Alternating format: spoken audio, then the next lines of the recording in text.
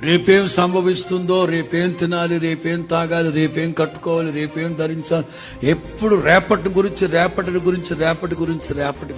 కానీ దేవుని వాక్యం అంటుంది, ఏ నాటి కీడు ఆ నాటికి చాలు. అంచేత ఆందోళన చెందద్దు. ప్రార్థనా పూర్వకంగా ఆలోచించి ప్రతి ప్రార్థన, ప్రతి అవసరాన్ని సమయం దొరికినప్పుడంతా ప్రభుతో తెలియపరచండి. ఆయనే సమస్తము సమకూడి జరిగిస్తారు కదా. మనం నిన్నటి వారమే గాని రేపటి వారం కావు. అంచేత ఏనాటికి ఆనాడు ప్రభుతో చక్కటి అనుబంధం కలిగిన వాళ్ళమై, దేవునితో సమ్మతి కలిగిన వాళ్ళై, దేవుని సన్నిధిలో సఖ్యత కలిగిన వాళ్ళై, సహవాసం కలిగిన వాళ్ళై, దేవుడు మనకి ఇచ్చిన వాటిని బట్టి మనసారా ప్రభువుని స్తుతించి ముందు కొనసాగినట్లయితే దేవుడే మనకు సమస్తము సమకూడి జరిగించును గాక.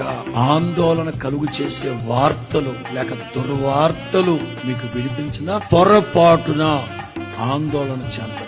ఆయన మన పక్షమై ఉండగా మనకు విరోధి ఎవరు? ఏమిటి దావీదు నీ ధైర్యం? మర్మాలు బయలుపరిచే దేవుడు నాకున్నాడు గనక రేపేం జరుగుతో అందన్న ఆందోళన నాకెందుకయ్యా? నా ప్రభు నాకు సహాయుడై ఉన్నాడు గనక అన్ని ఆయన చూసుకుంటాడు. దేవుని బిడ్డలకి ఈ నమ్మకం ఉండాలి.